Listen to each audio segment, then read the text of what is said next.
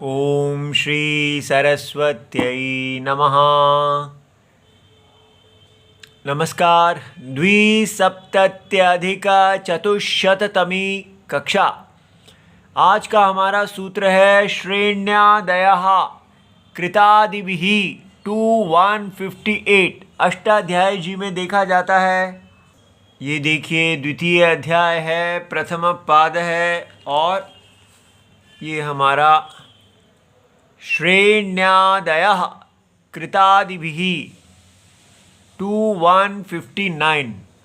और यहाँ पर अब समानाधिकरणेन यहाँ से अनुवृत्ति आ रही है और तत्पुरुष कहाँ चला गया, ये तत्पुरुषः और ये विभाषा, और यहाँ से पहले चार अनुवृत्ति दे रहे हैं। तो श्रेण्यादयः प्रथमा विभक्ति बहुवचनम और कृतादिभिः तृतीया विभक्ति बहुवचनम।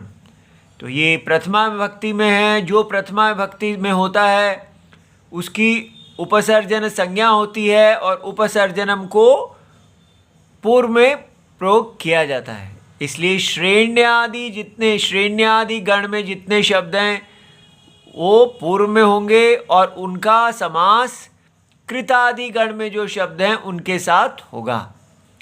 तो समास की वृत्ति देखते हैं। श्रेणी ही आदेर येषाम ते श्रेण्यादयः बहुव्रीहि। तो श्रेणी शब्द आदि में है जिनके, वो श्रेण्यादय कहा जाते हैं। ये गण पाठ में ऐसा गण है। और दूसरा है कृतादि आदि ही येषां थे। तो कृत जो है जिनके आदि में है वो कृतादयः तैहि, उनके द्वारा बहुव्रीहि। बस इतना ये अंतर है कि ये जो है ये गण में श्रेणी आदि का अर्थ है जो श्रेणी शब्द सबसे पहले है, लेकिन कृत में कृत आदि का अर्थ है कृत के प्रकार वाले, क्योंकि ये बाद में बताया जाएगा कि कृत आकृति गण है।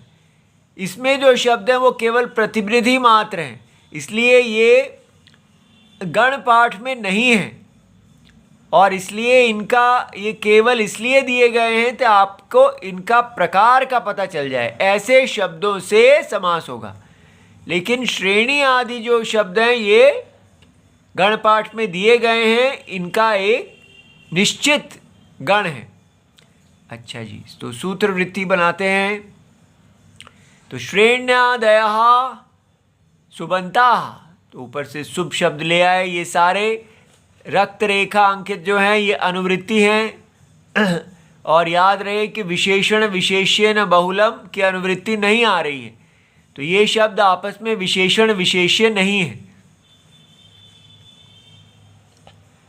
तो श्रेण्यादयः सुबन्ताः कृतादिभिः, तो ये सुबंत कृतादिभिः सुबन्तैः समानाधिकरणैः, लेकिन इनका समान अधिकरणम है, इसलिए दोनों जो है समान विभक्ति में ही होंगे, प्रथमा विभक्ति में।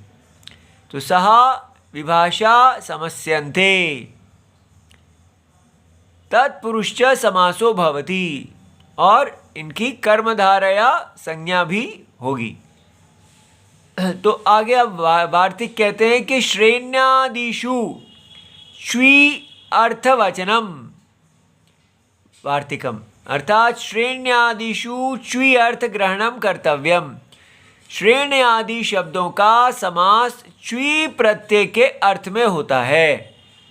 तो इसलिए यहाँ च्वी प्रत्यय का अर्थ ग्रहण कर दिया गया है।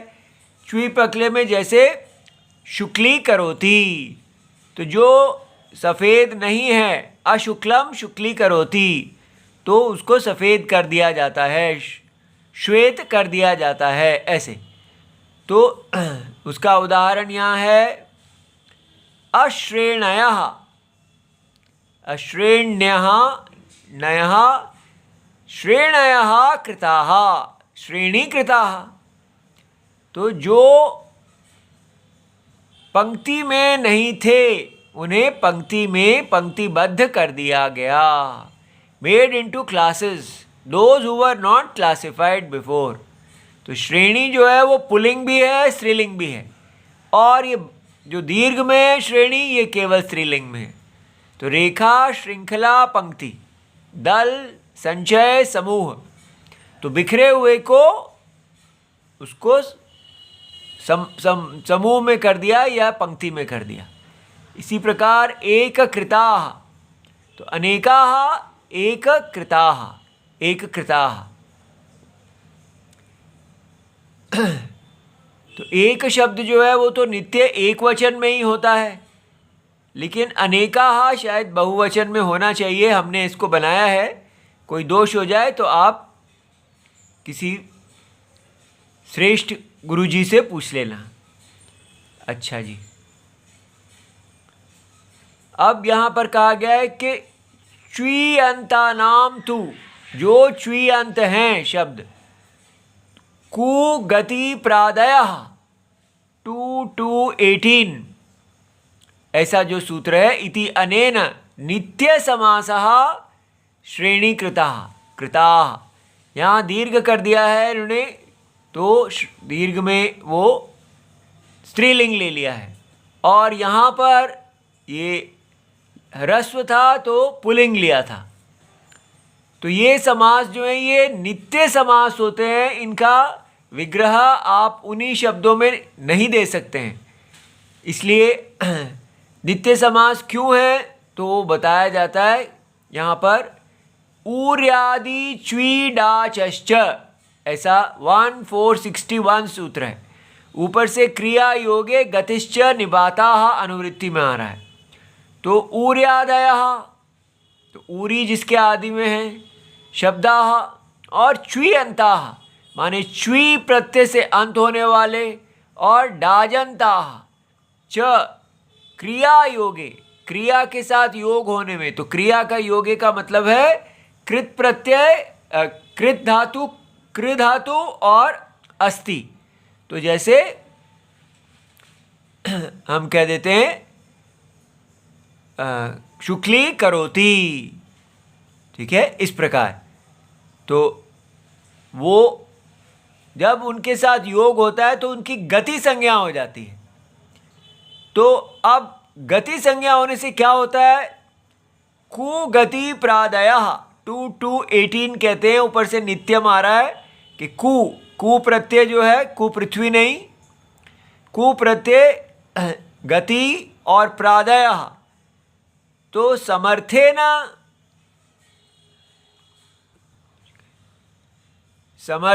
शब्दांतरेण सह नित्यम समस्यन्ते। अर्थात इनका समास, जो भी गति संज्ञा वाले शब्द होंगे उनका नित्य समास होता है। तत्पुरुष च समासो भवति। इसलिए हमें समझ में आ गया इस सूत्र के द्वारा कि क्योंकि ये गति संज्ञक हैं और च्वी प्रत्यय अर्थ वाले हैं, इसलिए क्योंकि इनको नित्य समास हुआ। अब यहाँ पर श्रेण्यादयः और कृतादि दो हैं।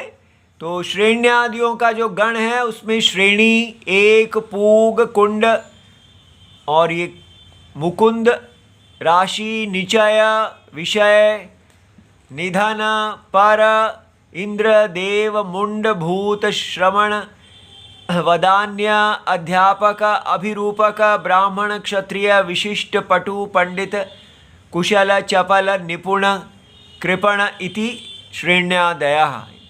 और ये श्रेण्यादिगण गणपाठ में पठित है। किंतु ये जो है कृतादिगण, इसमें कृत, मित, मत, भूत, उक्त, समाज्ञात, समाम्नात, समाख्यात, संभावित, अवधारित, निराकृत, अवकल्पित, उपकृत, उपाकृत इत्यादि। तो ये आकृति गण कहा गया है। आकृति गण वो होता है, अर्थात कृतादि में आदि शब्द जो है वो प्रकारवाची है। कृतादि शब्दों का गण पाठ में पाठ नहीं है। ठीक है। इति सर्वम शिवम प्रणाम।